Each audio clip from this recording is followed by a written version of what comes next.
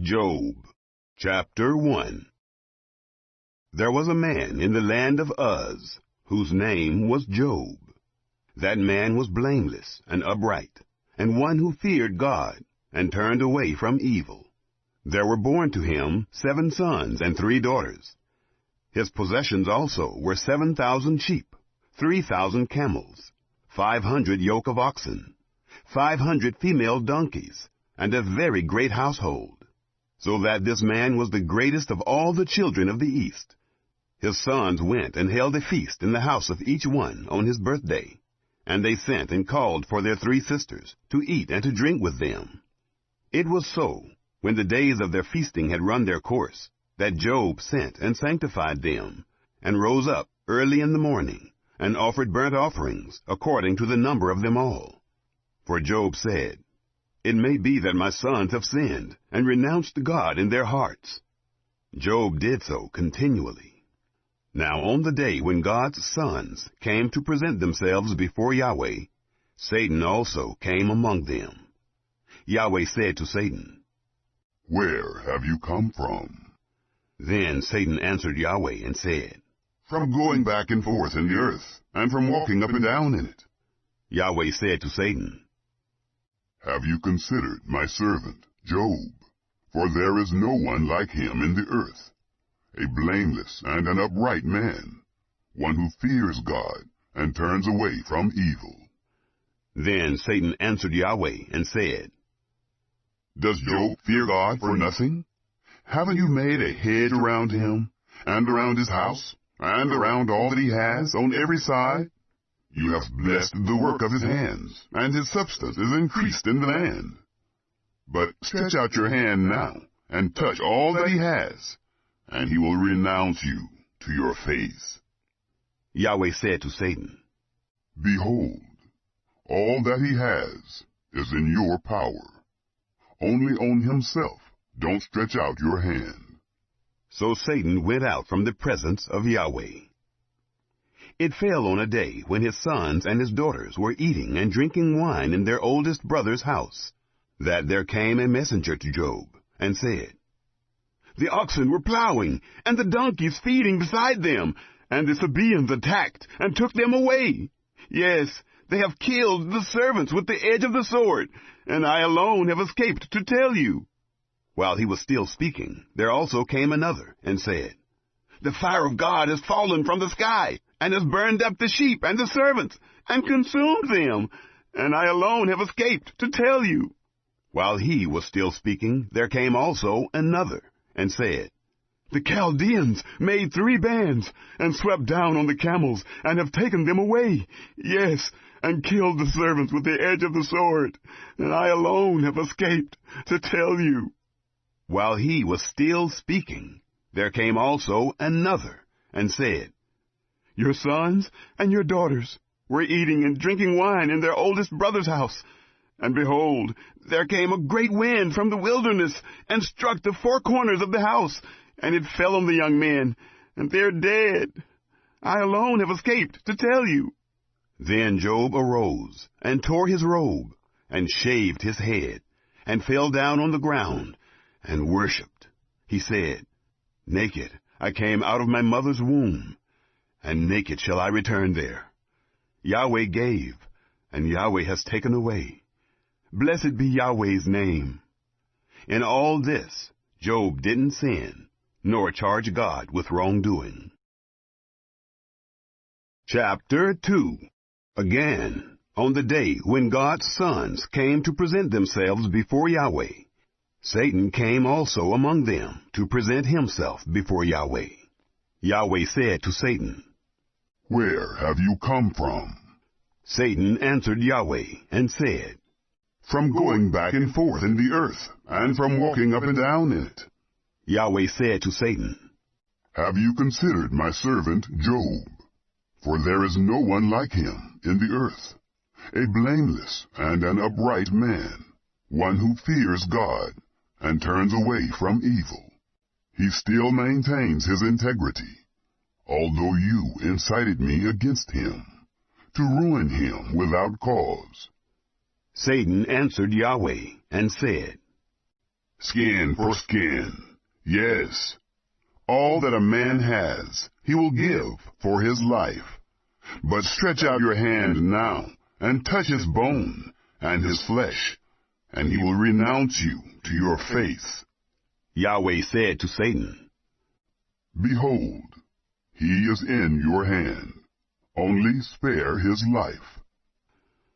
So Satan went out from the presence of Yahweh, and struck Job with painful sores from the sole of his foot to his head. He took for himself a potsherd to scrape himself with, and he sat among the ashes. Then his wife said to him, Do you still maintain your integrity? Renounce God and die. But he said to her, You speak as one of the foolish women would speak. What? Shall we receive good at the hand of God, and shall we not receive evil? In all this, Job didn't sin with his lips. Now when Job's 3 friends heard of all this evil that had come on him, they each came from his own place. Eliphaz the Temanite, Bildad the Shuhite, and Zophar the Naamathite. And they made an appointment together to come to sympathize with him and to comfort him. When they lifted up their eyes from a distance and didn't recognize him, they raised their voices and wept, and they each tore his robe and sprinkled dust on their heads toward the sky. So they sat down with him on the ground 7 days and 7 nights, and no one spoke a word to him, for they saw that his grief was very great. Chapter 3. After this, Job opened his mouth and cursed the day of his birth. Job answered, Let the day perish in which I was born, the night which said, There is a boy conceived. Let that day be darkness. Don't let God from above seek for it, neither let the light shine on it. Let darkness and the shadow of death claim it for their own. Let a cloud dwell on it. Let all that makes black the day terrify it. As for that night, let thick darkness seize on it. Let it not rejoice among the days of the year. Let it not come into the number of the months. Behold, let that night be barren. Let no joyful voice come therein. Let them curse it who curse the day, who are ready to rouse up Leviathan. Let the stars of its twilight be dark. Let it look for light, but have none. Neither let it see the eyelids of the morning. Because it didn't shut up the doors of my mother's womb, nor did it hide trouble from my eyes. Why didn't I die from the womb? Why didn't I give up the spirit when my mother bore me? Why did the knees receive me? Or why the breast, that I should nurse? For now should I have lain down and been quiet. I should have slept. Then I would have been at rest, with kings and counselors of the earth, who built up waste places for themselves. Or with princes who had gold, who filled their houses with silver. Or as a hidden, untimely birth I had not been, as infants who never saw light. There the wicked cease from troubling. There the weary are at rest. There the prisoners are at ease together. They don't hear the voice of the taskmaster. The small and the great are there. The servant is free from his master. Why is light given to him who is in misery? Life to the bitter in soul, who long for death, but it doesn't come, and dig for it more than for hidden treasures, who rejoice exceedingly, and are glad when they can find the grave. Why is light given to a man whose way is hidden, whom God has hedged in? For my sighing comes before I eat, my groanings are poured out like water. For the thing which I fear comes on me, that which I am afraid of comes to me. I am not at ease, neither am I quiet, neither have I rest, but trouble comes. Chapter 4. Then Eliphaz the Temanite answered, If someone ventures to talk with you, will you be grieved? But who can withhold himself from speaking? Behold, you have instructed many. You have strengthened the weak hands. Your words have supported him who was falling. You have made firm the feeble knees. But now it has come to you, and you faint. It touches you, and you're troubled. Isn't your piety your confidence? Isn't the integrity of your ways your hope. Remember, now, whoever perished, being innocent? Or where were the upright cut off? According to what I have seen, those who plow iniquity and sow trouble reap the same. By the breath of God they perish. By the blast of his anger are they consumed. The roaring of the lion and the voice of the fierce lion, the teeth of the young lions, are broken. The old lion perishes for lack of prey. The cubs of the lioness are scattered abroad. Now a thing was secretly brought to me. My ear received a whisper of it. In thoughts from the visions of the night, when deep sleep falls on men, fear came on me, and trembling, which made all my bones shake. Then a spirit passed before my face. The hair of my flesh stood up. It stood still, but I couldn't discern its appearance. A form was before my eyes. Silence. Then I heard a voice saying, Shall mortal man be more just than God? Shall a man be more pure than his Maker? Behold, he puts no trust in his servants. He charges his angels with error. How much more those who dwell in houses of clay, whose foundation is in the dust, who are crushed before the moth. Between morning and evening they are destroyed. They perish forever, without any regarding it. Isn't their tent cord plucked up within them? They die, and that without wisdom. Chapter 5. Call now. Is there any who will answer you? To which of the holy ones will you turn? For resentment kills the foolish man, and jealousy kills the simple. I have seen the foolish taking root, but suddenly I cursed his habitation. His children are far from safety. They are crushed in the gate. Neither is there any to deliver them, whose harvest the hungry eats up, and take it even out of the thorns. The snare gapes for their substance, for affliction doesn't come out of the dust, neither does trouble spring out of the ground. But man is born to trouble, as the sparks fly upward. But as for me, I would seek God. I would commit my cause to God, who does great things that can't be fathomed, marvelous things without number, who gives rain on the earth, and sends waters on the fields, so that he sets up on high those who are low. Those who mourn are exalted to safety. He frustrates the plans of the crafty, so that their hands can't perform their enterprise. He takes the wise in their own craftiness. The counsel of the cunning is carried headlong. They meet with darkness in the daytime, and grope at noonday as in the night. But he saves from the sword of their mouth, even the needy from the hand of the mighty. So the poor has hope, and injustice shuts her mouth. Behold, happy is the man whom God corrects. Therefore, do not despise the chastening of the Almighty, for he wounds and binds up. He injures, and his hands make whole. He will deliver you in 6 troubles. Yes, in 7 no evil shall touch you. In famine he will redeem you from death. In war, from the power of the sword. You shall be hidden from the scourge of the tongue. Neither shall you be afraid of destruction when it comes. At destruction and famine you shall laugh. Neither shall you be afraid of the animals of the earth. For you shall be allied with the stones of the field. The animals of the field shall be at peace with you. You shall know that your tent is in peace. You shall visit your fold, and shall miss nothing. You shall know also that your offspring shall be great, your offspring as the grass of the earth. You shall come to your grave in a full age, like a shock of grain comes in its season. Look this, we have searched it, so it is.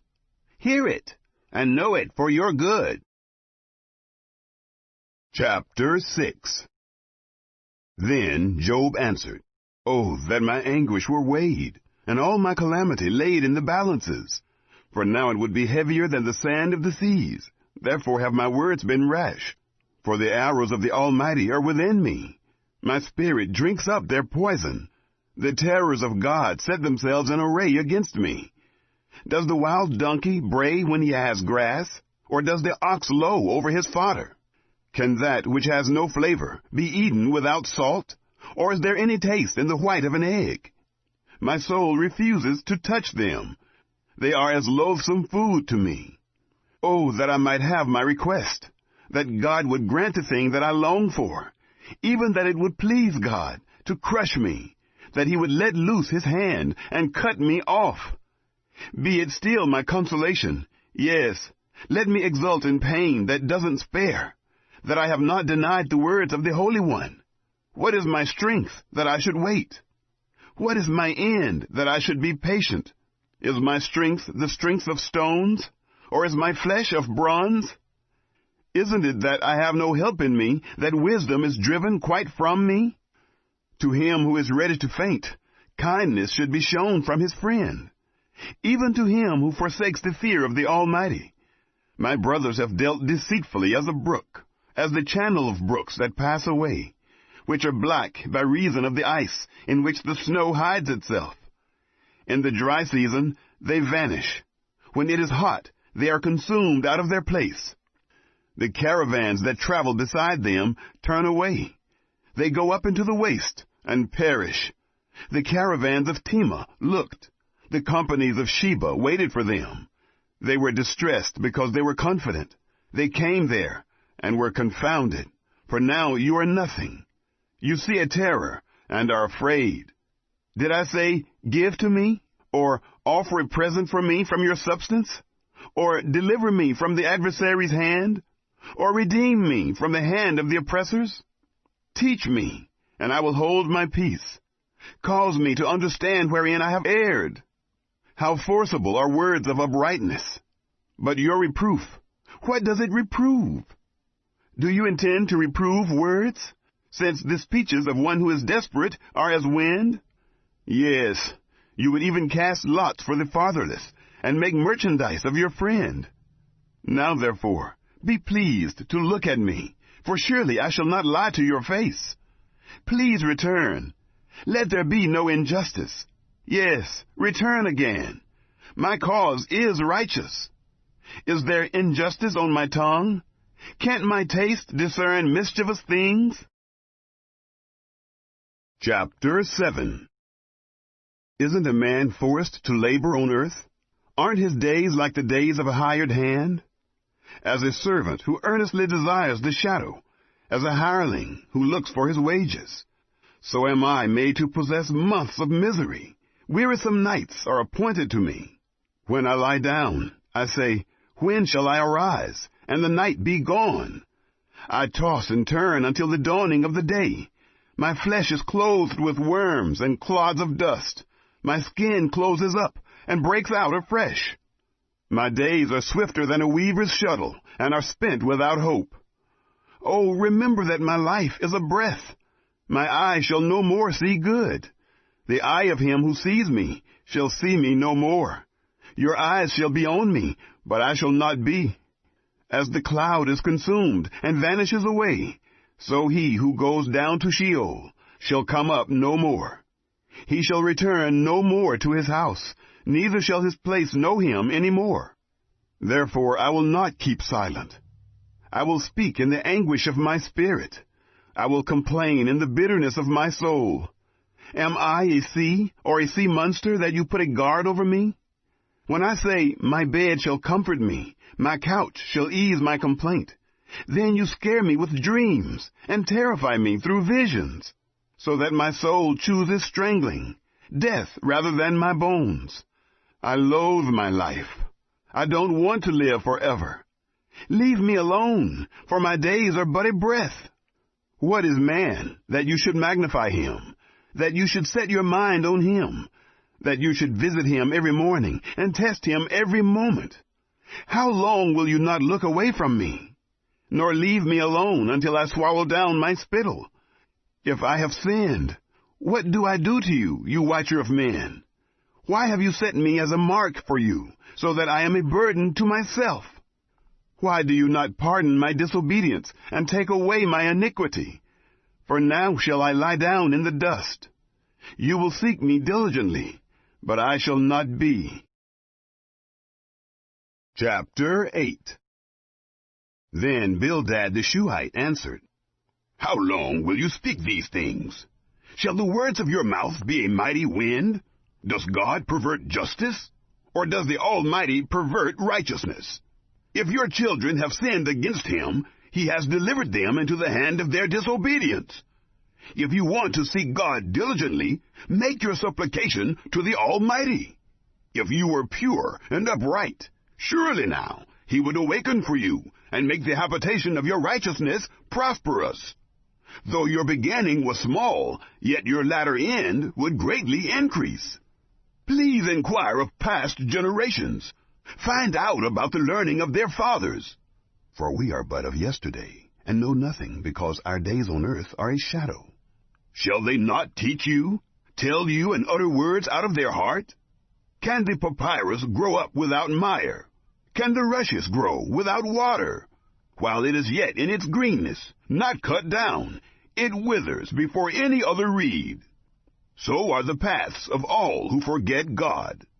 The hope of the godless man shall perish, whose confidence shall break apart, whose trust is a spider's web. He shall lean on his house, but it shall not stand. He shall cling to it, but it shall not endure. He is green before the sun. His shoots go out along his garden. His roots are wrapped around the rock pile. He sees the place of stones. If he is destroyed from his place, then it shall deny him, saying, I have not seen you. Behold, this is the joy of his way. Out of the earth others shall spring. Behold, God will not cast away a blameless man, neither will he uphold the evildoers. He will still fill your mouth with laughter, your lips with shouting. Those who hate you shall be clothed with shame. The tent of the wicked shall be no more. Chapter 9. Then Job answered, Truly, I know that it is so. But how can man be just with God? If he is pleased to contend with him, he can't answer him 1 time in 1,000. God, who is wise in heart and mighty in strength, who has hardened himself against him and prospered? He removes the mountains, and they don't know it, when he overturns them in his anger. He shakes the earth out of its place. Its pillars tremble. He commands the sun, and it doesn't rise, and seals up the stars. He alone stretches out the heavens, and treads on the waves of the sea. He makes the Bear, Orion, and the Pleiades, and the rooms of the south. He does great things past finding out, yes, marvelous things without number. Behold, he goes by me, and I don't see him. He passes on also, but I don't perceive him. Behold, he snatches away. Who can hinder him? Who will ask him, What are you doing? God will not withdraw his anger. The helpers of Rahab stoop under him. How much less shall I answer him, and choose my words to argue with him? Though I were righteous, yet I wouldn't answer him. I would make supplication to my judge. If I had called, and he had answered me, yet I wouldn't believe that he listened to my voice. For he breaks me with a storm, and multiplies my wounds without cause. He will not allow me to catch my breath, but fills me with bitterness. If it is a matter of strength, behold, he is mighty. If of justice, who, says he, will summon me? Though I am righteous, my own mouth shall condemn me. Though I am blameless, it shall prove me perverse. I am blameless. I don't respect myself. I despise my life. It is all the same. Therefore I say he destroys the blameless and the wicked. If the scourge kills suddenly, he will mock at the trial of the innocent. The earth is given into the hand of the wicked. He covers the faces of its judges. If not he, then who is it? Now my days are swifter than a runner. They flee away. They see no good. They have passed away as the swift ships, as the eagle that swoops on the prey. If I say, I will forget my complaint, I will put off my sad face and cheer up. I am afraid of all my sorrows. I know that you will not hold me innocent. I shall be condemned. Why then do I labor in vain? If I wash myself with snow and cleanse my hands with lye, yet you will plunge me in the ditch. My own clothes shall abhor me. For he is not a man, as I am, that I should answer him, that we should come together in judgment. There is no umpire between us, that might lay his hand on us both. Let him take his rod away from me. Let his terror not make me afraid. Then I would speak and not fear him, for I am not so in myself. Chapter 10. My soul is weary of my life. I will give free course to my complaint. I will speak in the bitterness of my soul. I will tell God, do not condemn me. Show me why you contend with me. Is it good to you that you should oppress? That you should despise the work of your hands, and smile on the counsel of the wicked? Do you have eyes of flesh, or do you see as man sees? Are your days as the days of mortals, or your years as man's years, that you inquire after my iniquity, and search after my sin? Although you know that I am not wicked, there is no one who can deliver out of your hand. Your hands have framed me, and fashioned me altogether, yet you destroy me. Remember, I beg you, that you have fashioned me as clay. Will you bring me into dust again? Haven't you poured me out like milk, and curdled me like cheese? You have clothed me with skin and flesh, and knit me together with bones and sinews. You have granted me life and loving kindness. Your visitation has preserved my spirit. Yet you hid these things in your heart. I know that this is with you. If I sin, then you mark me. You will not acquit me from my iniquity. If I am wicked, woe to me. If I am righteous, I still shall not lift up my head, being filled with disgrace, and conscious of my affliction. If my head is held high, you hunt me like a lion. Again you show yourself powerful to me. You renew your witnesses against me, and increase your indignation on me. Changes and warfare are with me. Why then have you brought me out of the womb? I wish I had given up the spirit, and no eye had seen me. I should have been as though I had not been. I should have been carried from the womb to the grave. Aren't my days few? Cease then. Leave me alone, that I may find a little comfort, before I go where I shall not return from, to the land of darkness and of the shadow of death, the land dark as midnight, of the shadow of death, without any order, where the light is as midnight. Chapter 11. Then Zophar the Naamathite answered, Shouldn't the multitude of words be answered? Should a man full of talk be justified? Should your boastings make men hold their peace? When you mock, shall no man make you ashamed? For you say, My doctrine is pure, I am clean in your eyes. But oh, that God would speak, and open his lips against you, that he would show you the secrets of wisdom. For true wisdom has two sides. Know therefore that God exacts of you less than your iniquity deserves. Can you fathom the mystery of God? Or can you probe the limits of the Almighty? They are high as heaven. What can you do? They are deeper than Sheol. What can you know? Its measure is longer than the earth, and broader than the sea. If he passes by, or confines, or convenes a court, then who can oppose him? For he knows false men. He sees iniquity also, even though he doesn't consider it. An empty-headed man becomes wise, when a man is born as a wild donkey's colt. If you set your heart aright, stretch out your hands toward him. If iniquity is in your hand, put it far away. Don't let unrighteousness dwell in your tents. Surely then you shall lift up your face without spot. Yes, you shall be steadfast, and shall not fear, for you shall forget your misery. You shall remember it like waters that have passed away. Life shall be clearer than the noonday. Though there is darkness, it shall be as the morning. You shall be secure, because there is hope. Yes, you shall search, and shall take your rest in safety. Also, you shall lie down, and no one shall make you afraid.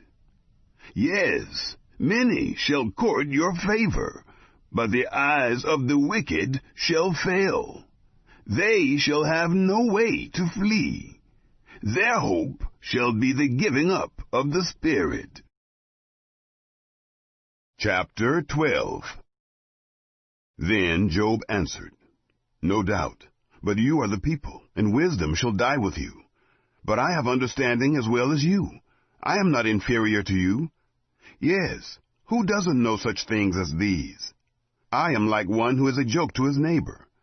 I, who called on God, and he answered. The just, the blameless man, is a joke. In the thought of him who is at ease, there is contempt for misfortune. It is ready for them whose foot slips. The tents of robbers prosper. Those who provoke God are secure, who carry their God in their hands. But ask the animals now, and they shall teach you.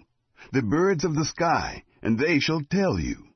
Or speak to the earth, and it shall teach you. The fish of the sea shall declare to you. Who doesn't know that in all these Yahweh's hand has done this, in whose hand is the life of every living thing, and the breath of all mankind?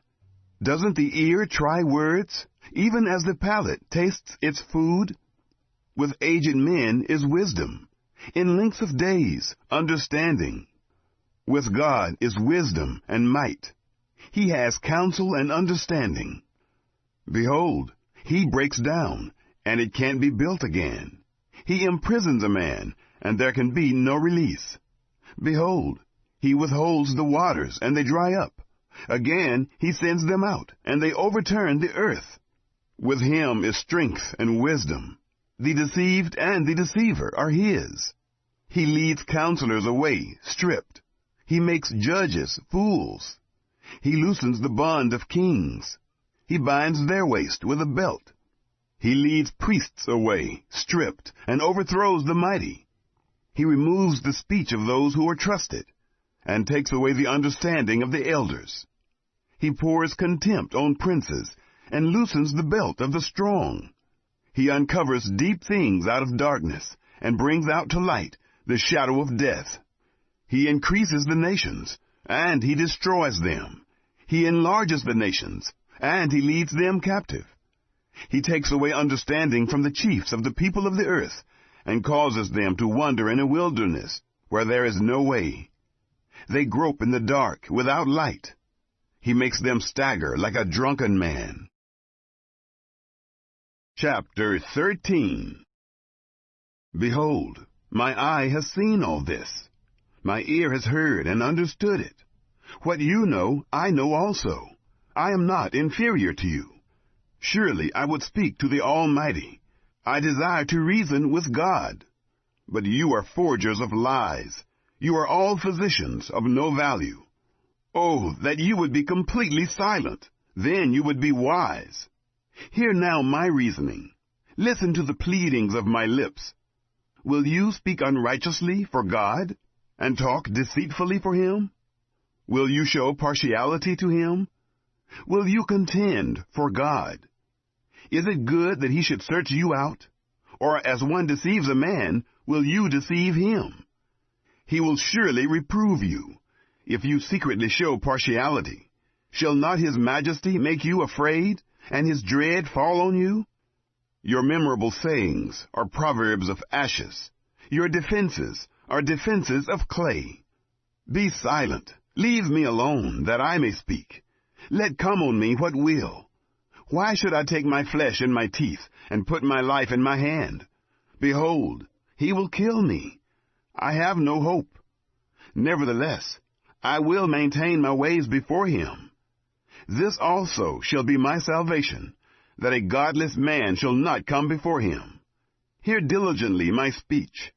Let my declaration be in your ears. See now, I have set my cause in order.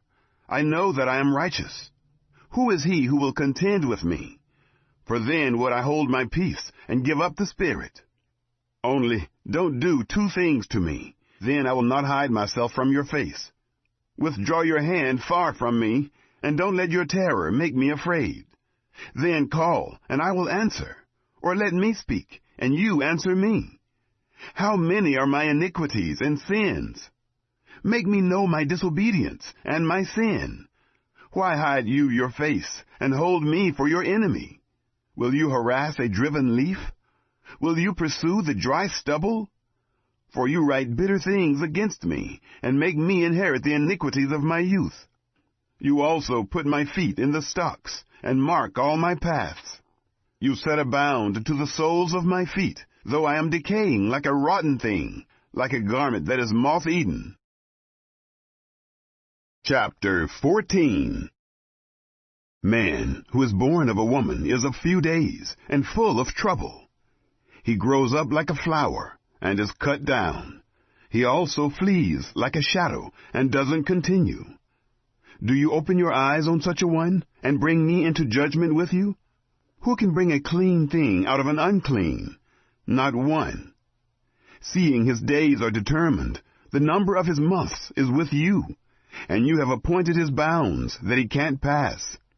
Look away from him, that he may rest, until he shall accomplish, as a hireling, his day. For there is hope for a tree, if it is cut down, that it will sprout again, that the tender branch of it will not cease. Though its root grows old in the earth, and its stalk dies in the ground, yet through the scent of water it will bud, and sprout boughs like a plant. But man dies, and is laid low. Yes, man gives up the spirit, and where is he? As the waters fail from the sea, and the river wastes and dries up, so man lies down, and doesn't rise. Until the heavens are no more, they shall not awake, nor be roused out of their sleep. Oh, that you would hide me in Sheol, that you would keep me secret until your wrath is past, that you would appoint me a set time, and remember me. If a man dies, shall he live again? All the days of my warfare would I wait, until my release should come. You would call, and I would answer you. You would have a desire to the work of your hands. But now you count my steps. Don't you watch over my sin? My disobedience is sealed up in a bag. You fasten up my iniquity. But the mountain falling comes to nothing. The rock is removed out of its place. The waters wear the stones. The torrents of it wash away the dust of the earth. So you destroy the hope of man. You forever prevail against him, and he departs. You change his face and send him away. His sons come to honor, and he doesn't know it. They are brought low, but he doesn't perceive it of them. But his flesh on him has pain, and his soul within him mourns. Chapter 15. Then Eliphaz the Temanite answered, Should a wise man answer with vain knowledge, and fill himself with the east wind? Should he reason with unprofitable talk, or with speeches with which he can do no good? Yes, you do away with fear, and hinder devotion before God. For your iniquity teaches your mouth, and you choose the language of the crafty. Your own mouth condemns you, and not I. Yes, your own lips testify against you. Are you the first man who was born? Or were you brought out before the hills? Have you heard the secret counsel of God? Do you limit wisdom to yourself? What do you know that we don't know? What do you understand which is not in us? With us are both the gray-headed and the very aged men, much elder than your father. Are the consolations of God too small for you, even the word that is gentle toward you? Why does your heart carry you away? Why do your eyes flash, that you turn your spirit against God, and let such words go out of your mouth? What is man, that he should be clean? What is he who is born of a woman, that he should be righteous? Behold, he puts no trust in his holy ones. Yes, the heavens are not clean in his sight. How much less one who is abominable and corrupt, a man who drinks iniquity like water. I will show you. Listen to me. That which I have seen, I will declare. Which wise men have told by their fathers, and have not hidden it, to whom alone the land was given, and no stranger passed among them. The wicked man writhes in pain all his days, even the number of years that are laid up for the oppressor. A sound of terror is in his ears. In prosperity the destroyer shall come on him. He doesn't believe that he shall return out of darkness. He is waited for by the sword. He wanders abroad for bread, saying, Where is it? He knows that the day of darkness is ready at his hand. Distress and anguish make him afraid.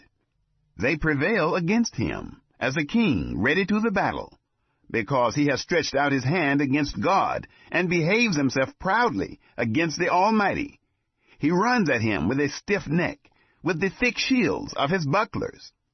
Because he has covered his face with his fatness, and gathered fat on his thighs. He has lived in desolate cities, in houses which no one inhabited, which were ready to become heaps. He shall not be rich, neither shall his substance continue, neither shall their possessions be extended on the earth. He shall not depart out of darkness. The flame shall dry up his branches. By the breath of God's mouth shall he go away. Let him not trust in emptiness, deceiving himself, for emptiness shall be his reward. It shall be accomplished before his time. His branch shall not be green. He shall shake off his unripe grape as the vine, and shall cast off his flower as the olive tree. For the company of the godless shall be barren, and fire shall consume the tents of bribery. They conceive mischief, and produce iniquity. Their heart prepares deceit. Chapter 16. Then Job answered, I have heard many such things. You are all miserable comforters. Shall vain words have an end? Or what provokes you that you answer? I also could speak as you do. If your soul were in my soul's place, I could join words together against you and shake my head at you. But I would strengthen you with my mouth. The solace of my lips would relieve you. Though I speak, my grief is not subsided. Though I forbear, what am I eased? But now, God, you have surely worn me out. You have made desolate all my company. You have shriveled me up. This is a witness against me. My leanness rises up against me. It testifies to my face. He has torn me in his wrath and persecuted me. He has gnashed on me with his teeth. My adversary sharpens his eyes on me. They have gaped on me with their mouth. They have struck me on the cheek reproachfully. They gather themselves together against me. God delivers me to the ungodly, and casts me into the hands of the wicked. I was at ease, and he broke me apart. Yes, he has taken me by the neck, and dashed me to pieces. He has also set me up for his target. His archers surround me. He splits my kidneys apart, and does not spare. He pours out my gall on the ground. He breaks me with breach on breach. He runs on me like a giant. I have sewed sackcloth on my skin, and have thrust my horn in the dust. My face is red with weeping. Deep darkness is on my eyelids. Although there is no violence in my hands, and my prayer is pure. Earth, don't cover my blood. Let my cry have no place to rest. Even now, behold, my witness is in heaven. He who vouches for me is on high. My friends scoff at me. My eyes pour out tears to God, that he would maintain the right of a man with God, of a son of man with his neighbor. For when a few years have come, I shall go the way of no return. Chapter 17. My spirit is consumed. My days are extinct, and the grave is ready for me. Surely there are mockers with me. My eye dwells on their provocation. Now, give a pledge. Be collateral for me with yourself. Who is there who will strike hands with me? For you have hidden their heart from understanding. Therefore you shall not exalt them. He who denounces his friends for plunder, even the eyes of his children shall fail. But he has made me a byword of the people. They spit in my face. My eye also is dim by reason of sorrow. All my members are as a shadow. Upright men shall be astonished at this. The innocent shall stir up himself against the godless.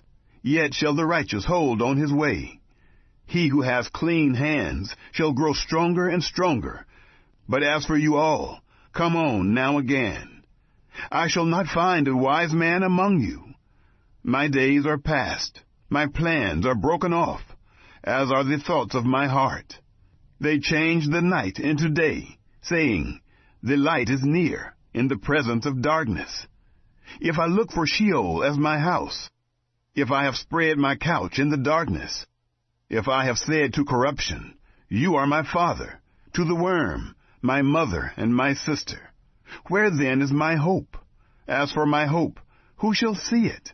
Shall it go down with me to the gates of Sheol, or descend together into the dust? Chapter 18. Then Bildad the Shuhite answered, How long will you hunt for words? Consider, and afterwards we will speak. Why are we counted as animals, which have become unclean in your sight? You who tear yourself in your anger, shall the earth be forsaken for you? Or shall the rock be removed out of its place? Yes, the light of the wicked shall be put out. The spark of his fire shall not shine. The light shall be dark in his tent. His lamp above him shall be put out. The steps of his strength shall be shortened. His own counsel shall cast him down. For he is cast into a net by his own feet, and he wanders into its mesh. A snare will take him by the heel. A trap will catch him. A noose is hidden for him in the ground. A trap for him on the path. Terrors shall make him afraid on every side, and shall chase him at his heels. His strength shall be famished. Calamity shall be ready at his side. The members of his body shall be devoured. The firstborn of death shall devour his members. He shall be rooted out of the security of his tent. He shall be brought to the king of terrors. There shall dwell in his tent that which is none of his. Sulfur shall be scattered on his habitation. His roots shall be dried up beneath. Above shall his branch be cut off. His memory shall perish from the earth. He shall have no name in the street. He shall be driven from light into darkness, and chased out of the world. He shall have neither son nor grandson among his people, nor any remaining where he lived. Those who come after shall be astonished at his day, as those who went before were frightened. Surely such are the dwellings of the unrighteous. This is the place of him who doesn't know God. Chapter 19. Then Job answered, How long will you torment me, and crush me with words? You have reproached me 10 times. You aren't ashamed that you attack me. If it is true that I have erred, my error remains with myself. If indeed you will magnify yourselves against me, and plead against me my reproach, know now that God has subverted me, and has surrounded me with his net. Behold, I cry out of wrong, but I am not heard.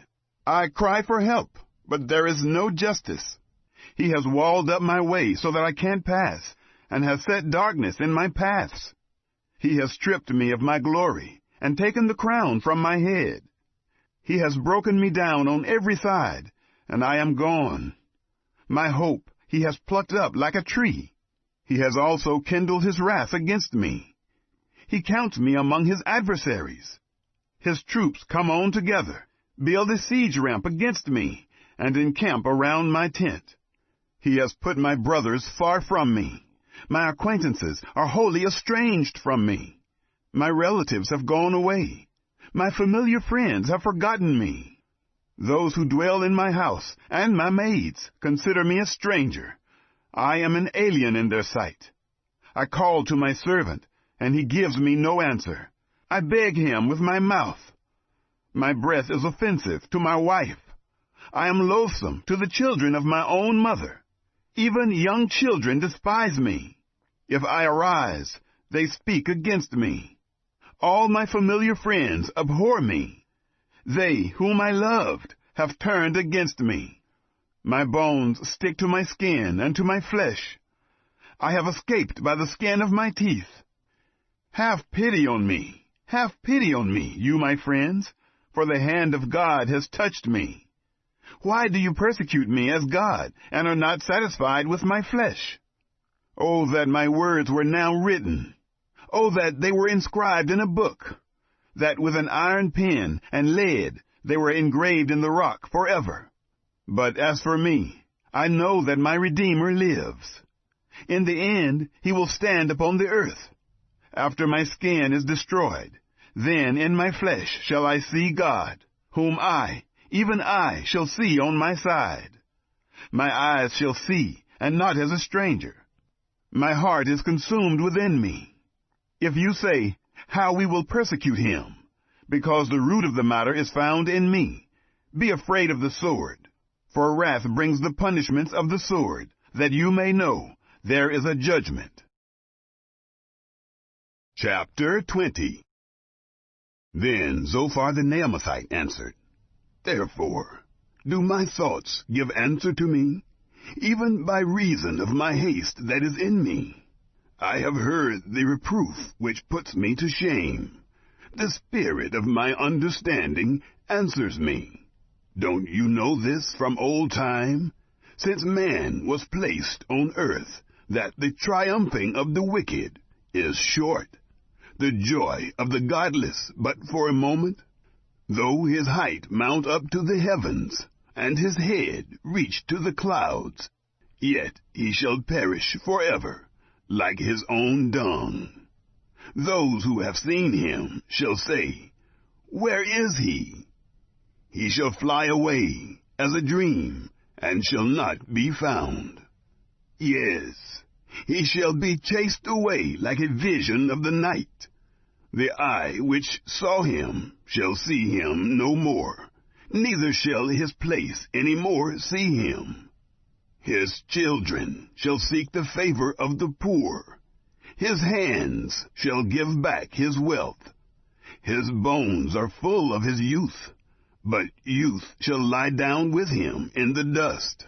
Though wickedness is sweet in his mouth, though he hide it under his tongue, though he spare it, and will not let it go, but keep it still within his mouth, yet his food in his bowels is turned. It is cobra venom within him. He has swallowed down riches, and he shall vomit them up again.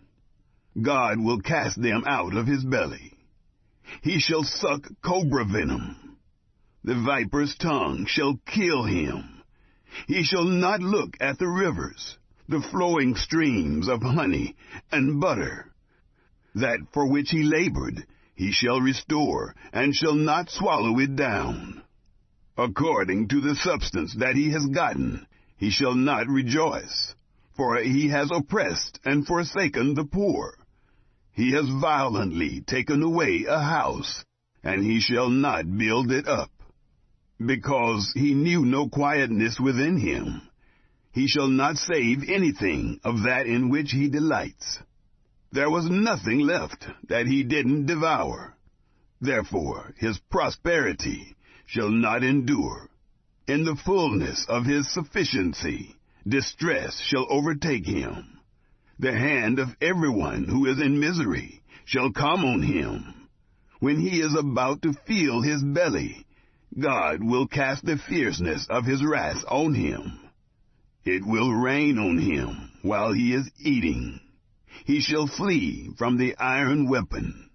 The bronze arrow shall strike him through. He draws it out, and it comes out of his body. Yes, the glittering point comes out of his liver. Terrors are on him. All darkness is laid up for his treasures.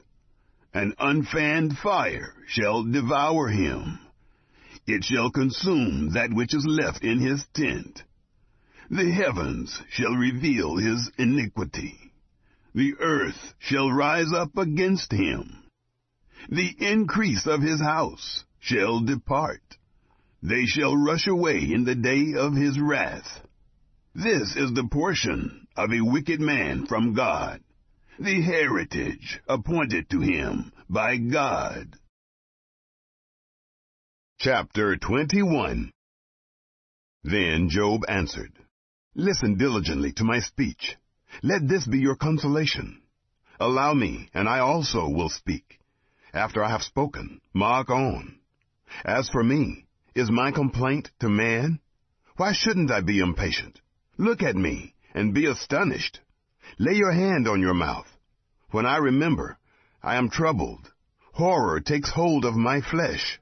Why do the wicked live, become old, yes, and grow mighty in power? Their child is established with them in their sight, their offspring before their eyes. Their houses are safe from fear, neither is the rod of God upon them. Their bulls breed without fail. Their cows calve, and don't miscarry. They send out their little ones like a flock. Their children dance. They sing to the tambourine and the harp, and rejoice at the sound of the pipe. They spend their days in prosperity. In an instant they go down to Sheol. They tell God, Depart from us, for we don't want to know about your ways. What is the Almighty that we should serve him? What profit should we have if we pray to him? Behold, their prosperity is not in their hand. The counsel of the wicked is far from me. How often is it that the lamp of the wicked is put out, that their calamity comes on them, that God distributes sorrows in his anger? How often is it that they are as stubble before the wind, as chaff that the storm carries away? You say, God lays up his iniquity for his children. Let him recompense it to himself, that he may know it. Let his own eyes see his destruction. Let him drink of the wrath of the Almighty. For what does he care for his house after him, when the number of his months is cut off? Shall any teach God knowledge, since he judges those who are high? One dies in his full strength, being wholly at ease and quiet. His pails are full of milk. The marrow of his bones is moistened. Another dies in bitterness of soul, and never tastes of good. They lie down alike in the dust. The worm covers them. Behold, I know your thoughts, the plans with which you would wrong me. For you say, Where's the house of the prince? Where is the tent in which the wicked lived? Haven't you asked wayfaring men? Don't you know their evidences, that the evil man is reserved to the day of calamity, that they are led out to the day of wrath? Who shall declare his way to his face? Who shall repay him what he has done? Yet he will be borne to the grave. Men shall keep watch over the tomb. The clods of the valley shall be sweet to him. All men shall draw after him, as there were innumerable before him. So how can you comfort me with nonsense, because in your answers there remains only falsehood? Chapter 22. Then Eliphaz the Temanite answered, Can a man be profitable to God? Surely he who is wise is profitable to himself. Is it any pleasure to the Almighty that you are righteous? Or does it benefit him that you make your ways perfect? Is it for your piety that he reproves you, that he enters with you into judgment? Isn't your wickedness great? Neither is there any end to your iniquities. For you have taken pledges from your brother for nothing, and stripped the naked of their clothing. You haven't given water to the weary to drink, and you have withheld bread from the hungry. But as for the mighty man, he had the earth. The honorable man, he lived in it. You have sent widows away empty, and the arms of the fatherless have been broken. Therefore snares are around you, sudden fear troubles you, or darkness so that you cannot see, and floods of waters cover you. Isn't God in the heights of heaven? See the height of the stars, how high they are. You say, what does God know? Can he judge through the thick darkness? Thick clouds are a covering to him, so that he doesn't see. He walks on the vault of the sky. Will you keep the old way, which wicked men have trodden, who were snatched away before their time, whose foundation was poured out as a stream, who said to God, Depart from us, and what can the Almighty do for us? Yet he filled their houses with good things, but the counsel of the wicked is far from me. The righteous see it, and are glad. The innocent ridicule them, saying, Surely those who rose up against us are cut off. The fire has consumed their remnant. Acquaint yourself with him now, and be at peace. By it good shall come to you. Please receive instruction from his mouth, and lay up his words in your heart. If you return to the Almighty, you shall be built up. If you put away unrighteousness far from your tents, lay your treasure in the dust, the gold of Ophir among the stones of the brooks. The Almighty will be your treasure, and precious silver to you. For then you will delight yourself in the Almighty, and shall lift up your face to God. You shall make your prayer to him, and he will hear you. You shall pay your vows. You shall also decree a thing, and it shall be established to you. Light shall shine on your ways. When they cast down, you shall say, Be lifted up. He will save the humble person. He will even deliver him who is not innocent.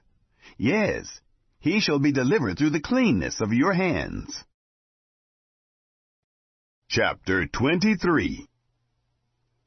Then Job answered, Even today my complaint is rebellious.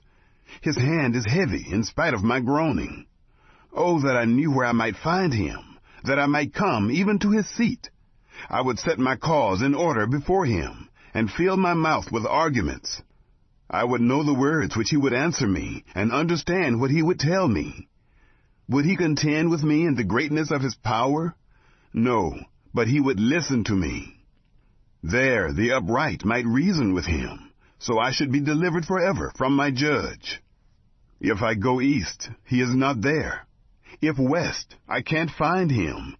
He works to the north, but I can't see him. He turns south, but I can't catch a glimpse of him. But he knows the way that I take. When he has tried me, I shall come out like gold. My foot has held fast to his steps. I have kept his way and not turned away.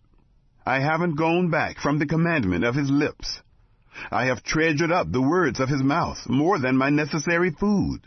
But he stands alone, and who can oppose him?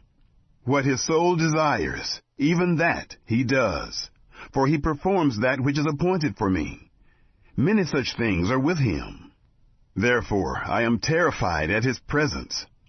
When I consider, I am afraid of him, for God has made my heart faint. The Almighty has terrified me, because I was not cut off before the darkness, neither did he cover the thick darkness from my face. Chapter 24. Why aren't times laid up by the Almighty? Why don't those who know him see his days? There are people who remove the landmarks. They violently take away flocks and feed them. They drive away the donkey of the fatherless, and they take the widow's ox for a pledge. They turn the needy out of the way. The poor of the earth all hide themselves. Behold, as wild donkeys in the desert, they go out to their work, seeking diligently for food. The wilderness yields them bread for their children. They cut their food in the field. They glean the vineyard of the wicked. They lie all night, naked, without clothing, and have no covering in the cold. They are wet with the showers of the mountains, and embrace the rock for lack of a shelter. There are those who pluck the fatherless from the breast, and take a pledge of the poor, so that they go around naked without clothing. Being hungry, they carry the sheaves. They make oil within the walls of these men. They tread winepresses and suffer thirst. From out of the populous city men groan. The soul of the wounded cries out, yet God doesn't regard the folly. These are of those who rebel against the light. They don't know its ways, nor stay in its paths. The murderer rises with the light. He kills the poor and needy. In the night he is like a thief. The eye also of the adulterer waits for the twilight, saying, No eye shall see me. He disguises his face. In the dark they dig through houses.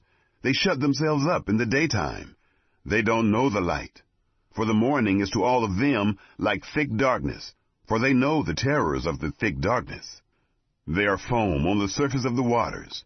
Their portion is cursed in the earth. They don't turn into the way of the vineyards.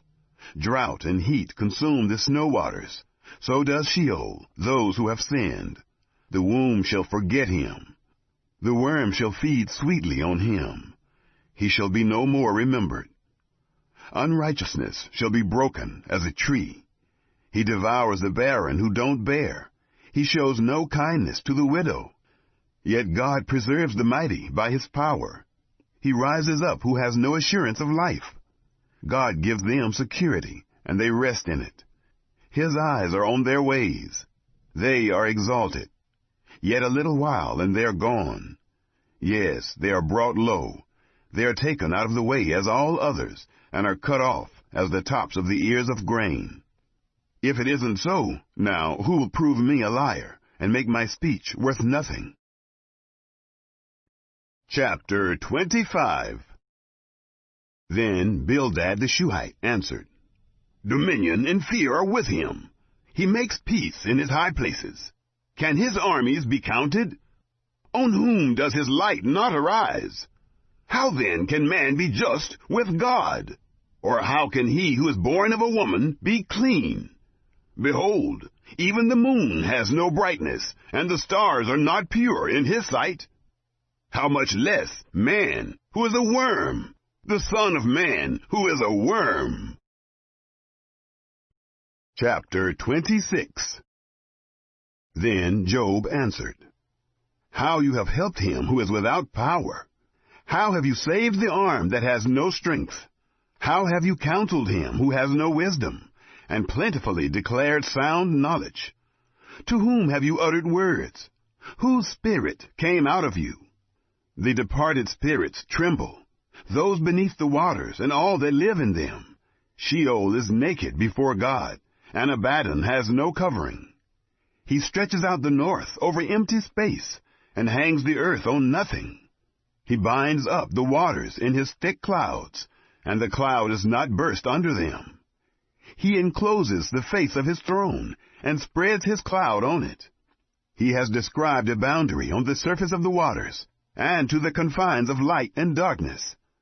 The pillars of heaven tremble, and are astonished at his rebuke. He stirs up the sea with his power, and by his understanding he strikes through Rahab. By his spirit the heavens are garnished. His hand has pierced the swift serpent. Behold, these are but the outskirts of his ways. How small a whisper do we hear of him! But the thunder of his power, who can understand? Chapter 27. Job again took up his parable, and said, As God lives, who has taken away my right, the Almighty, who has made my soul bitter. For the length of my life is still in me, and the Spirit of God is in my nostrils. Surely my lips shall not speak unrighteousness, neither shall my tongue utter deceit. Far be it from me that I should justify you. Until I die I will not put away my integrity from me. I hold fast to my righteousness, and will not let it go. My heart shall not reproach me so long as I live. Let my enemy be as the wicked. Let him who rises up against me be as the unrighteous. For what is the hope of the godless, when he is cut off, when God takes away his life? Will God hear his cry when trouble comes on him? Will he delight himself in the Almighty, and call on God at all times? I will teach you about the hand of God. I will not conceal that which is with the Almighty. Behold, all of you have seen it yourselves. Why then have you become altogether vain? This is the portion of a wicked man with God, the heritage of oppressors, which they receive from the Almighty. If his children are multiplied, it is for the sword. His offspring shall not be satisfied with bread. Those who remain of him shall be buried in death. His widows shall make no lamentation. Though he heap up silver as the dust, and prepare clothing as the clay, he may prepare it, but the just shall put it on, and the innocent shall divide the silver. He builds his house as the moth, as a booth which the watchman makes. He lies down rich, but he shall not do so again. He opens his eyes, and he is not. Terrors overtake him like waters. A storm steals him away in the night. The east wind carries him away, and he departs. It sweeps him out of his place. For it hurls at him, and does not spare, as he flees away from his hand. Men shall clap their hands at him, and shall hiss him out of his place. Chapter 28. Surely there is a mine for silver, and a place for gold which they refine. Iron is taken out of the earth, and copper is smelted out of the ore. Man sets an end to darkness, and searches out to the furthest bound the stones of obscurity and of thick darkness. He breaks open a shaft away from where people live. They are forgotten by the foot. They hang far from men. They swing back and forth. As for the earth, out of it comes bread. Underneath it is turned up, as it were, by fire. Sapphires come from its rocks. It has dust of gold. That path no bird of prey knows, neither has the falcon's eye seen it. The proud animals have not trodden it, nor has the fierce lion passed by there. He puts his hand on the flinty rock, and he overturns the mountains by the roots. He cuts out channels among the rocks. His eye sees every precious thing. He binds the streams that they don't trickle. The thing that is hidden he brings out to light. But where shall wisdom be found? Where is the place of understanding? Man doesn't know its price, neither is it found in the land of the living. The deep says, "It isn't in me." The sea says, "It isn't with me." It can't be gotten for gold, neither shall silver be weighed for its price. It can't be valued with the gold of Ophir, with the precious onyx or the sapphire. Gold and glass can't equal it, neither shall it be exchanged for jewels of fine gold. No mention shall be made of coral or of crystal. Yes, the price of wisdom is above rubies. The topaz of Ethiopia shall not equal it, neither shall it be valued with pure gold. Where then does wisdom come from? Where is the place of understanding, seeing it is hidden from the eyes of all living, and kept close from the birds of the sky? Destruction and death say, "We have heard a rumor of it with our ears." God understands its way, and he knows its place. For he looks to the ends of the earth, and sees under the whole sky. He establishes the force of the wind. Yes, he measures out the waters by measure. When he made a decree for the rain, and a way for the lightning of the thunder, then he saw it, and declared it. He established it, yes, and searched it out. To man he said, "Behold, the fear of the Lord, that is wisdom.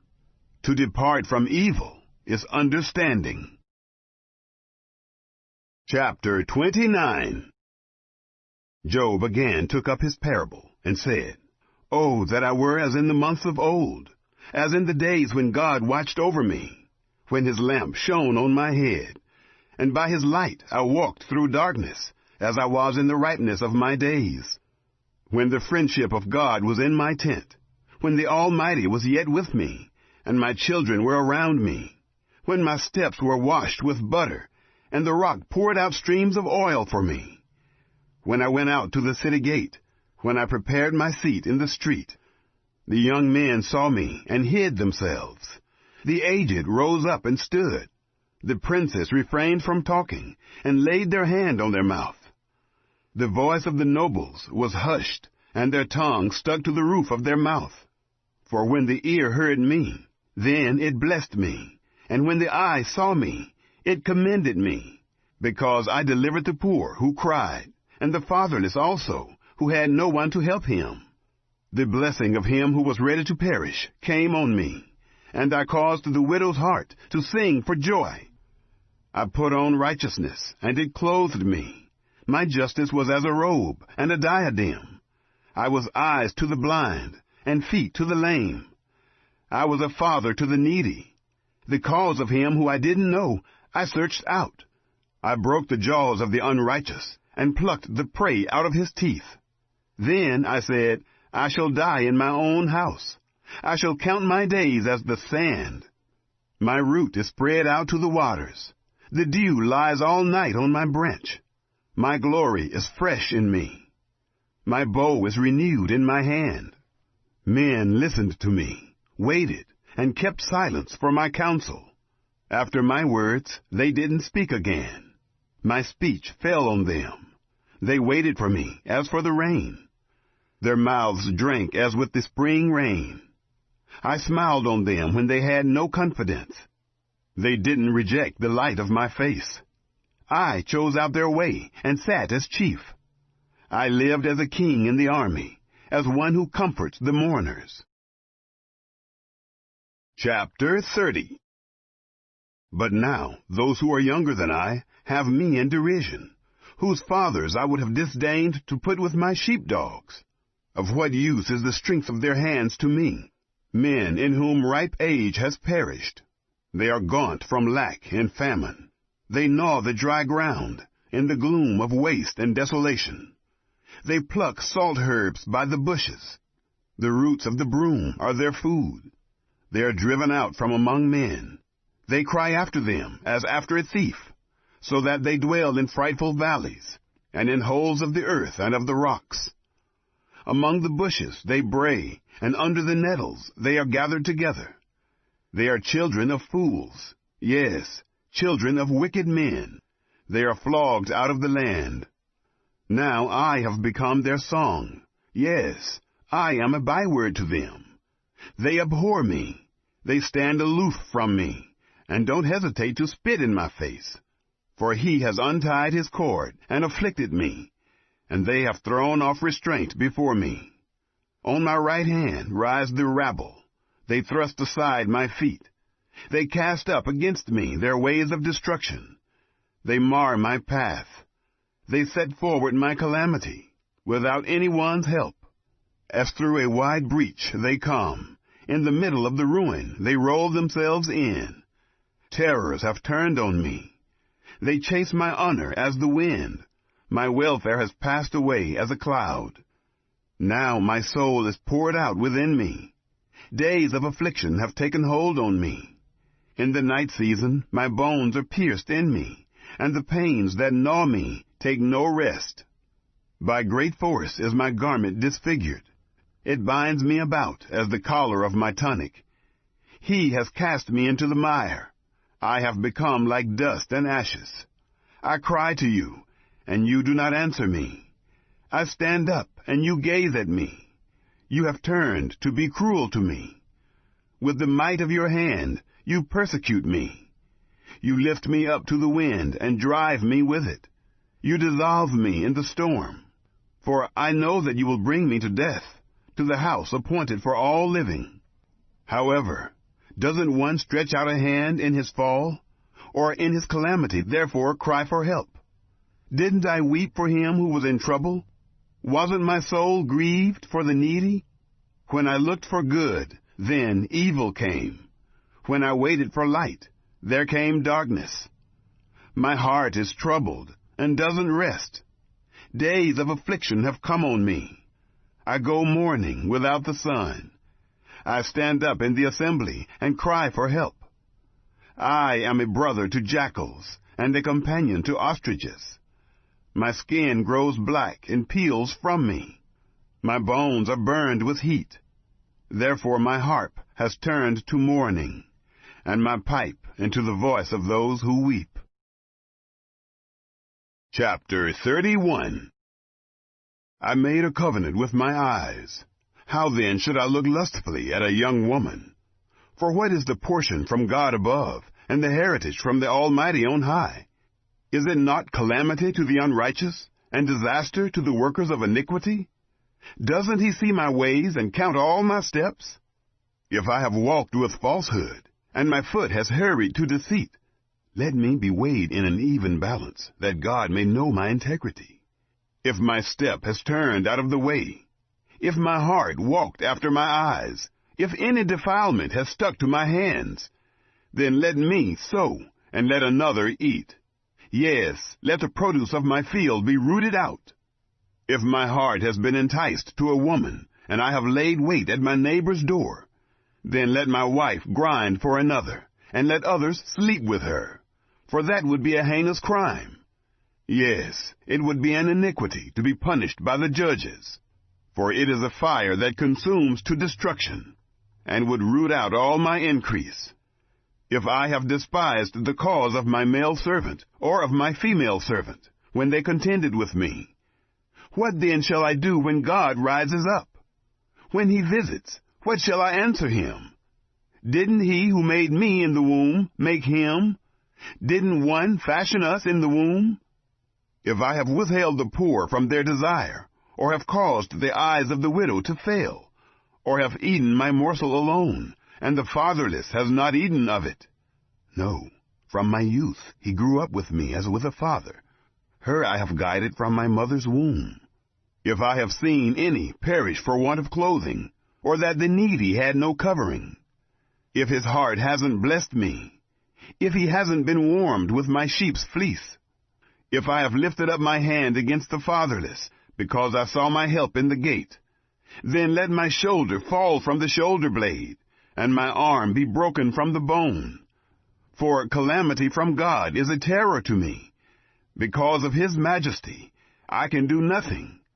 If I have made gold my hope, and have said to the fine gold, you are my confidence. If I have rejoiced because my wealth was great, and because my hand had gotten much, if I have seen the sun when it shined, or the moon moving in splendor, and my heart has been secretly enticed, and my hand threw a kiss from my mouth, this also would be an iniquity to be punished by the judges, for I should have denied the God who is above. If I have rejoiced at the destruction of him who hated me, or lifted up myself when evil found him, yes, I have not allowed my mouth to sin by asking his life with a curse. If the men of my tent have not said, who can find one who has not been filled with his meat? The foreigner has not camped in the street, but I have opened my doors to the traveler. If, like Adam, I have covered my transgressions by hiding my iniquity in my heart, because I feared the great multitude, and the contempt of families terrified me, so that I kept silence and didn't go out of the door. Oh, that I had one to hear me! Behold, here is my signature. Let the Almighty answer me. Let the accuser write my indictment. Surely I would carry it on my shoulder, and I would bind it to me as a crown. I would declare to him the number of my steps. As a prince would I go near to him. If my land cries out against me, and its furrows weep together, if I have eaten its fruits without money, or have caused its owners to lose their life, let briars grow instead of wheat, and stinkweed instead of barley. The words of Job are ended. Chapter 32. So these three men ceased to answer Job, because he was righteous in his own eyes. Then the wrath of Elihu, the son of Barachel, the Buzite, of the family of Ram, was kindled against Job. His wrath was kindled because he justified himself rather than God. Also his wrath was kindled against his three friends, because they had found no answer, and yet had condemned Job. Now Elihu had waited to speak to Job, because they were elder than he. When Elihu saw that there was no answer in the mouth of these three men, his wrath was kindled. Elihu, the son of Barachel, the Buzite, answered, I am young, and you are very old. Therefore I held back, and didn't dare show you my opinion. I said, days should speak, and multitude of years should teach wisdom. But there is a spirit in man, and the Spirit of the Almighty gives them understanding. It is not the great who are wise, nor the aged who understand justice. Therefore I said, Listen to me, I also will show my opinion. Behold, I waited for your words, and I listened for your reasoning, while you searched out what to say. Yes, I gave you my full attention, but there was no one who convinced Job, or who answered his words among you. Beware lest you say, We have found wisdom. God may refute him, not man, for he has not directed his words against me, neither will I answer him with your speeches. They are amazed, they answer no more. They don't have a word to say. Shall I wait because they don't speak, because they stand still and answer no more? I also will answer my part, and I also will show my opinion, for I am full of words. The spirit within me constrains me. Behold, my breast is as wine which has no vent. Like new wineskins, it is ready to burst. I will speak that I may be refreshed. I will open my lips and answer. Please don't let me respect any man's person, neither will I give flattering titles to any man, for I don't know how to give flattering titles, or else my Maker would soon take me away. Chapter 33. However, Job, please hear my speech, and listen to all my words. See now, I have opened my mouth. My tongue has spoken in my mouth. My words shall utter the uprightness of my heart. That which my lips know, they shall speak sincerely. The Spirit of God has made me, and the breath of the Almighty gives me life. If you can, answer me.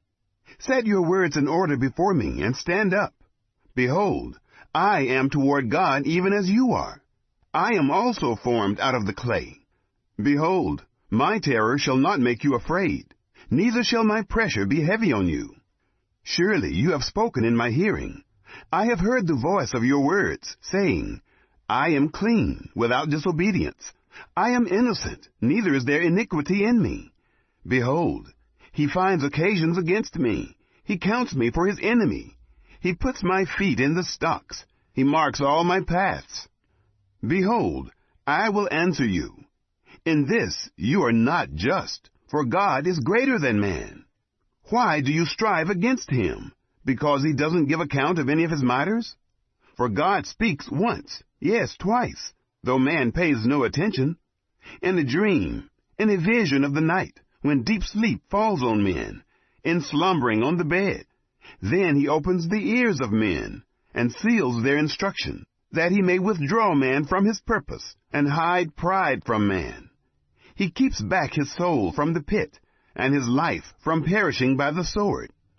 He is chastened also with pain on his bed, with continual strife in his bones, so that his life abhors bread, and his soul dainty food. His flesh is so consumed away that it can't be seen. His bones that were not seen stick out. Yes, his soul draws near to the pit, and his life to the destroyers.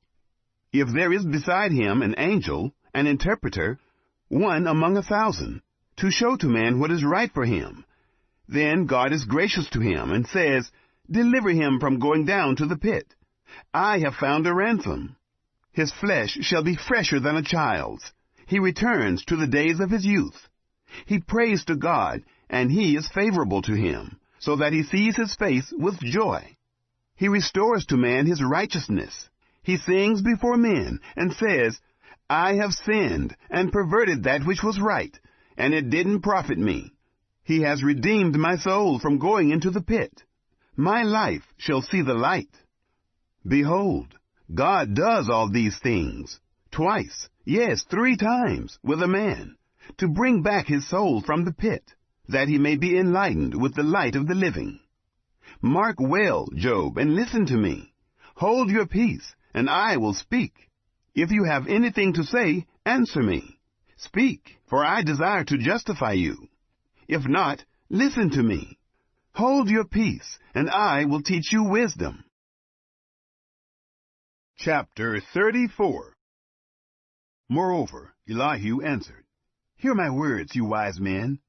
Give ear to me, you who have knowledge. For the ear tries words, as the palate tastes food. Let us choose for us that which is right. Let us know among ourselves what is good. For Job has said, I am righteous. God has taken away my right. Notwithstanding my right, I am considered a liar. My wound is incurable, though I am without disobedience. What man is like Job, who drinks scorn like water, who goes in company with the workers of iniquity, and walks with wicked men? For he has said, It profits a man nothing that he should delight himself with God. Therefore listen to me, you men of understanding. Far be it from God that he should do wickedness, from the Almighty that he should commit iniquity. For the work of a man he will render to him, and cause every man to find according to his ways. Yes, surely, God will not do wickedly, neither will the Almighty pervert justice. Who put him in charge of the earth, or who has appointed him over the whole world? If he set his heart on himself, if he gathered to himself his spirit and his breath, all flesh would perish together, and man would turn again to dust. If now you have understanding, hear this. Listen to the voice of my words. Shall even one who hates justice govern? Will you condemn him who is righteous and mighty? Who says to a king, vile, or to nobles, wicked? Who doesn't respect the persons of princes, nor respects the rich more than the poor, for they all are the work of his hands. In a moment they die, even at midnight. The people are shaken and pass away. The mighty are taken away without a hand. For his eyes are on the ways of a man. He sees all his goings. There is no darkness nor thick gloom where the workers of iniquity may hide themselves. For he doesn't need to consider a man further, that he should go before God in judgment. He breaks in pieces mighty men in ways past finding out, and sets others in their place. Therefore, he takes knowledge of their works. He overturns them in the night, so that they are destroyed. He strikes them as wicked men in the open sight of others, because they turned away from following him, and wouldn't pay attention to any of his ways, so that they caused the cry of the poor to come to him. He heard the cry of the afflicted. When he gives quietness, who then can condemn? When he hides his face, who then can see him?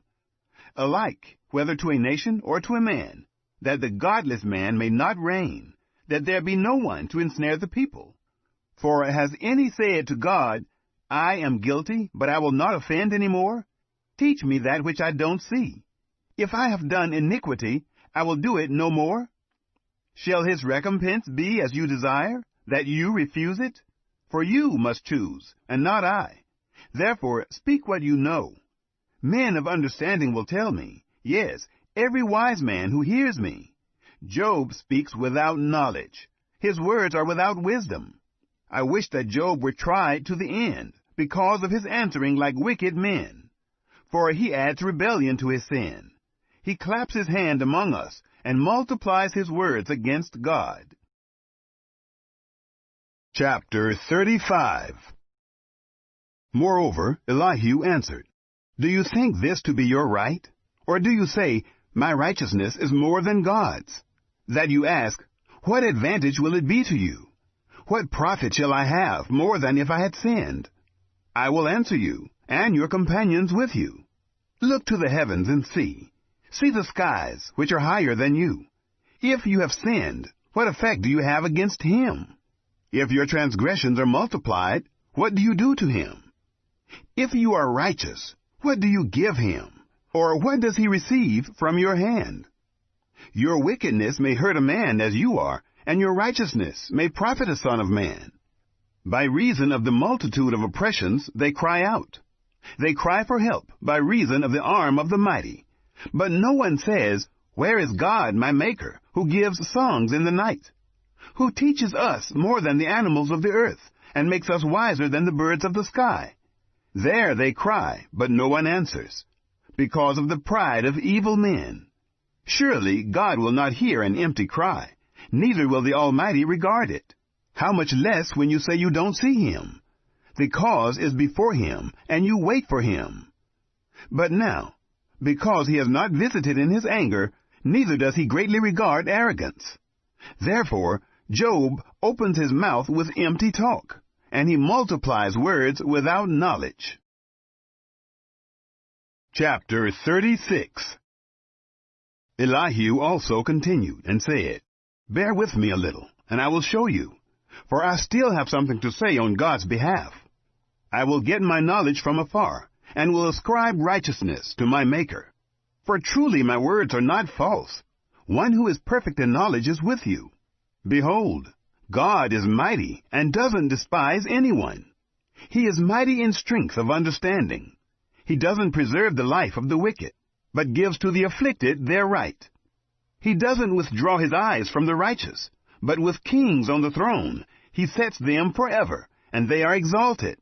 If they are bound in fetters and are taken in the cords of afflictions, then he shows them their work and their transgressions, that they have behaved themselves proudly. He also opens their ears to instruction, and commands that they return from iniquity. If they listen and serve him, they shall spend their days in prosperity, and their years in pleasures. But if they don't listen, they shall perish by the sword. They shall die without knowledge. But those who are godless in heart lay up anger. They don't cry for help when he binds them. They die in youth. Their life perishes among the unclean. He delivers the afflicted by their affliction, and opens their ear in oppression. Yes, he would have allured you out of distress, into a wide place, where there is no restriction. That which is set on your table would be full of fatness. But you are full of the judgment of the wicked. Judgment and justice take hold of you.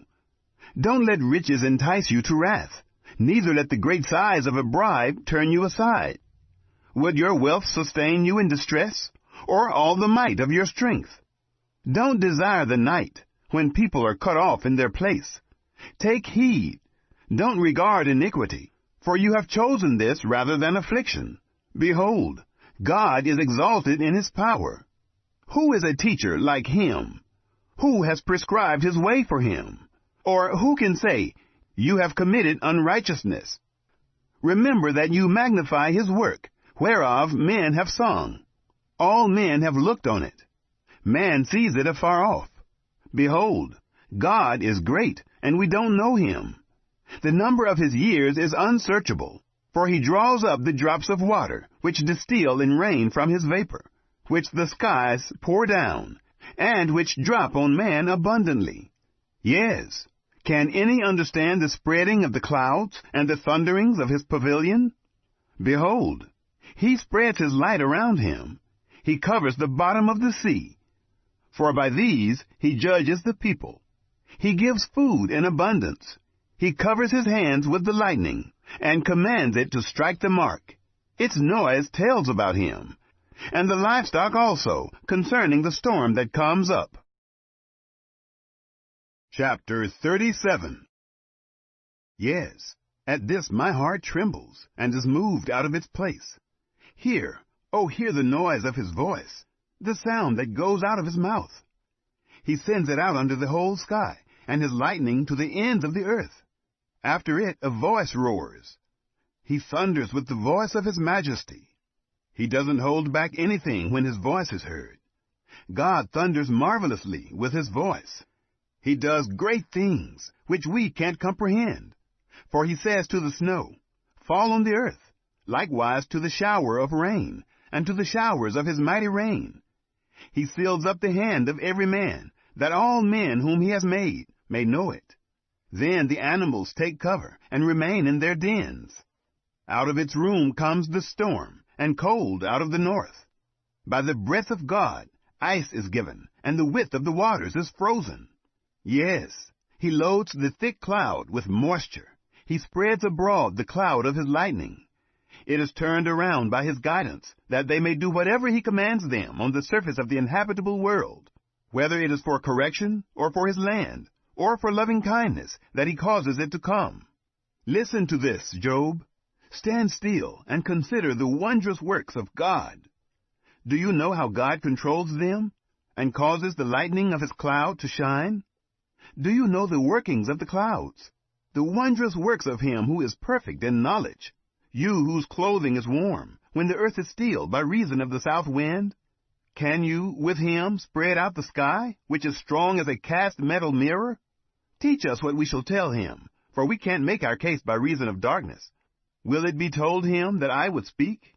Or should a man wish that he were swallowed up? Now men don't see the light which is bright in the skies, but the wind passes and clears them. Out of the north comes golden splendor. With God is awesome majesty. We can't reach the Almighty. He is exalted in power, in justice and great righteousness. He will not oppress. Therefore men revere him. He doesn't regard any who are wise of heart. Chapter 38. Then Yahweh answered Job out of the whirlwind. Who is this who darkens counsel by words without knowledge? Brace yourself like a man, for I will question you. Then you answer me. Where were you when I laid the foundations of the earth? Declare if you have understanding. Who determined its measures, if you know? Or who stretched the line on it? Whereupon were its foundations fastened? Or who laid its cornerstone, when the morning stars sang together, and all the sons of God shouted for joy? Or who shut up the sea with doors, when it broke out of the womb? When I made clouds its garment, and wrapped it in thick darkness, marked out for it my bound, set bars and doors, and said, Here you may come, but no further. Here your proud waves shall be stayed. Have you commanded the morning in your days, and caused the dawn to know its place, that it might take hold of the ends of the earth, and shake the wicked out of it? It is changed as clay under the seal, and presented as a garment. From the wicked their light is withheld. The high arm is broken. Have you entered into the springs of the sea? Or have you walked in the recesses of the deep? Have the gates of death been revealed to you? Or have you seen the gates of the shadow of death? Have you comprehended the earth in its width? Declare, if you know it all. What is the way to the dwelling of light? As for darkness, where is its place, that you should take it to its bound, that you should discern the paths to its house? Surely you know, for you were born then, and the number of your days is great. Have you entered the treasuries of the snow? Or have you seen the treasures of the hail, which I have reserved against the time of trouble, against the day of battle and war? By what way is the lightning distributed, or the east wind scattered on the earth? Who has cut a channel for the flood water, or the path for the thunderstorm, to cause it to rain on a land where no man is, on the wilderness in which there is no man, to satisfy the waste and desolate ground, to cause the tender grass to grow? Does the rain have a father? Or who fathers the drops of dew? Out of whose womb came the ice, the gray frost of the sky? Who has given birth to it? The waters become hard like stone when the surface of the deep is frozen. Can you bind the cluster of the Pleiades, or loosen the cords of Orion? Can you lead the constellations out in their season? Or can you guide the bear with her cubs? Do you know the laws of the heavens? Can you establish its dominion over the earth? Can you lift up your voice to the clouds, that abundance of waters may cover you? Can you send out lightnings, that they may go? Do they report to you, Here we are? Who has put wisdom in the inward parts? Or who has given understanding to the mind? Who can count the clouds by wisdom? Or who can pour out the containers of the sky, when the dust runs into a mass, and the clods of earth stick together. Can you hunt the prey for the lioness, or satisfy the appetite of the young lions, when they crouch in their dens and lie in wait in the thicket? Who provides for the raven his prey, when his young ones cry to God and wonder for lack of food? Chapter 39. Do you know the time when the mountain goats give birth? Do you watch when the doe bears fawns? Can you count the months that they fulfill? Or do you know the time when they give birth? They bow themselves, they bear their young, they end their labor pains. Their young ones become strong. They grow up in the open field. They go out and don't return again. Who has set the wild donkey free? Or who has loosened the bonds of the swift donkey, whose home I have made the wilderness, and the salt land his dwelling place? He scorns the tumult of the city, neither does he hear the shouting of the driver. The range of the mountains is his pasture. He searches after every green thing. Will the wild ox be content to serve you? Or will he stay by your feeding trough? Can you hold the wild ox in the furrow with his harness? Or will he till the valleys after you? Will you trust him because his strength is great? Or will you leave to him your labor? Will you confide in him that he will bring home your seed and gather the grain of your threshing floor? The wings of the ostrich wave proudly, but are they the feathers and plumage of love? For she leaves her eggs on the earth, warms them in the dust, and forgets that the foot may crush them, or that the wild animal may trample them. She deals harshly with her young ones, as if they were not hers. Though her labor is in vain, she is without fear, because God has deprived her of wisdom, neither has he imparted to her understanding. When she lifts up herself on high, she scorns the horse and his rider. Have you given the horse might? Have you clothed his neck with a quivering mane? Have you made him to leap as a locust? The glory of his snorting is awesome. He paws in the valley and rejoices in his strength. He goes out to meet the armed men. He mocks at fear and is not dismayed. Neither does he turn back from the sword. The quiver rattles against him, the flashing spear and the javelin. He eats up the ground with fierceness and rage. Neither does he stand still at the sound of the trumpet. As often as the trumpet sounds, he snorts, aha! He smells the battle afar off, the thunder of the captains and the shouting. Is it by your wisdom that the hawk soars and stretches her wings toward the south? Is it at your command that the eagle mounts up and makes his nest on high? On the cliff he dwells and makes his home, on the point of the cliff and the stronghold. From there he spies out the prey. His eyes see it afar off. His young ones also suck up blood. Where the slain are, there he is.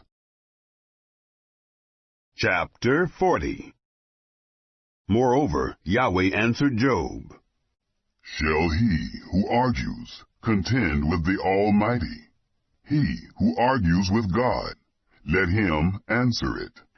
Then Job answered Yahweh, Behold, I am of small account. What shall I answer you? I lay my hand on my mouth.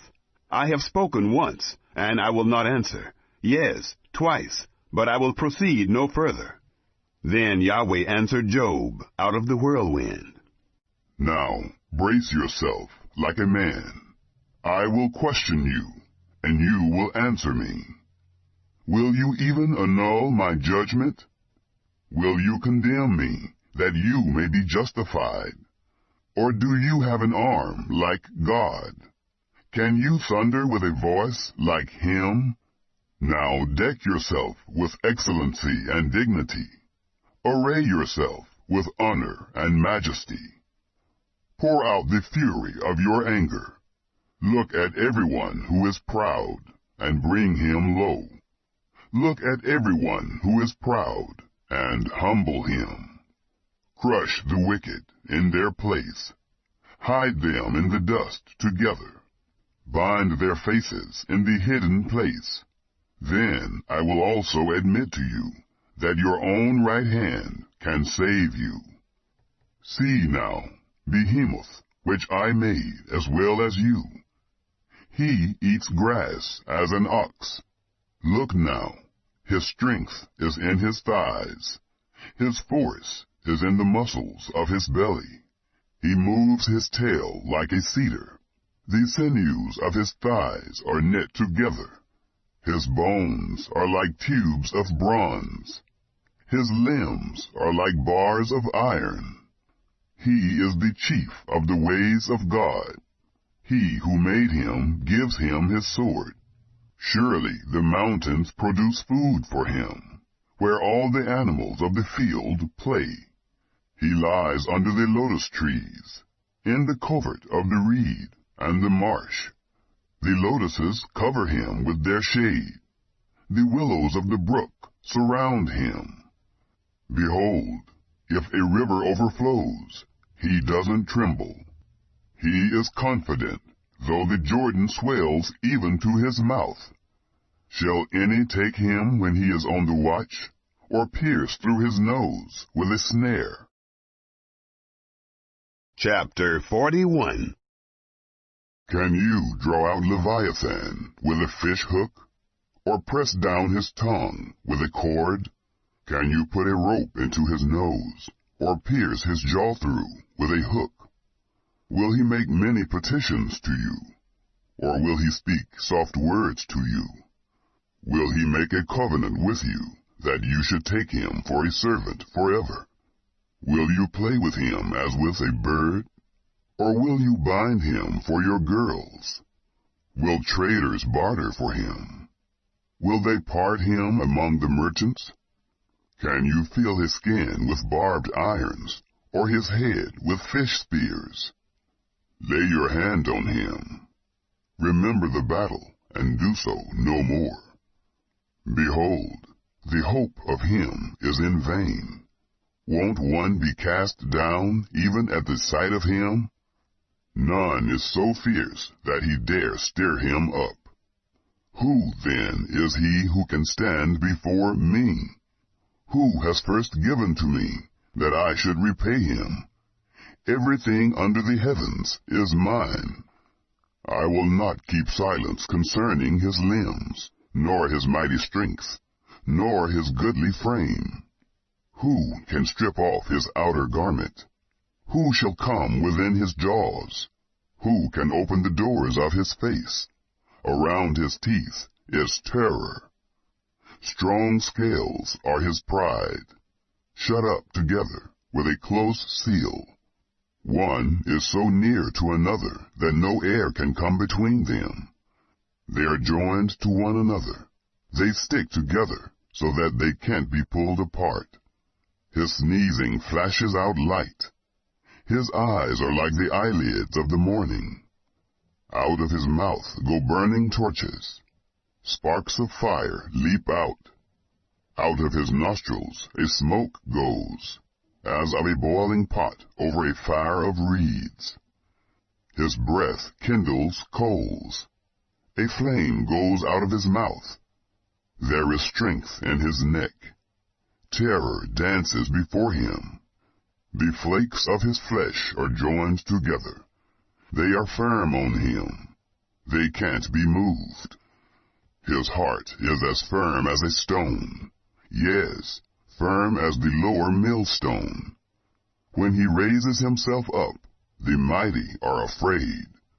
They retreat before his thrashing. If one attacks him with the sword, it can't prevail, nor the spear, the dart, nor the pointed shaft. He counts iron as straw, and bronze as rotten wood. The arrow can't make him flee. Sling stones are like chaff to him. Clubs are counted as stubble. He laughs at the rushing of the javelin.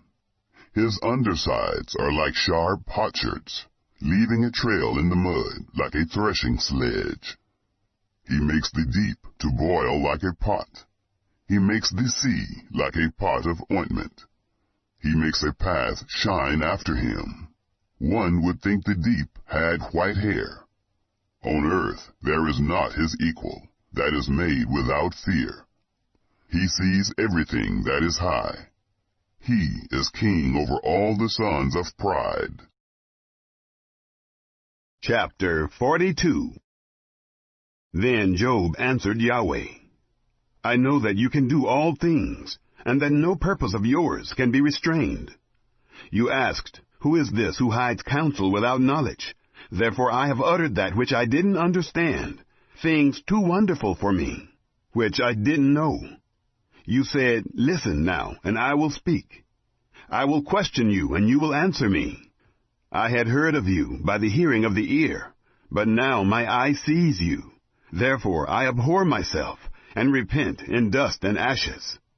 It was so, that after Yahweh had spoken these words to Job, Yahweh said to Eliphaz the Temanite, My wrath is kindled against you, and against your 2 friends. For you have not spoken of me the thing that is right, as my servant Job has. Now therefore, take to yourselves 7 bulls and 7 rams, and go to my servant Job, and offer up for yourselves a burnt offering. And my servant Job shall pray for you, for I will accept him, that I not deal with you according to your folly. For you have not spoken of me the thing that is right, as my servant Job has.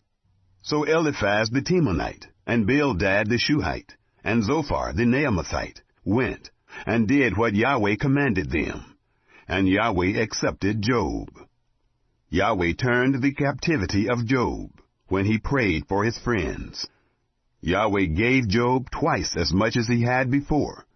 Then came there to him all his brothers, and all his sisters, and all those who had been of his acquaintance before, and ate bread with him in his house. They comforted him, and consoled him concerning all the evil that Yahweh had brought on him. Every one also gave him a piece of money, and every one a ring of gold. So Yahweh blessed the latter end of Job more than his beginning.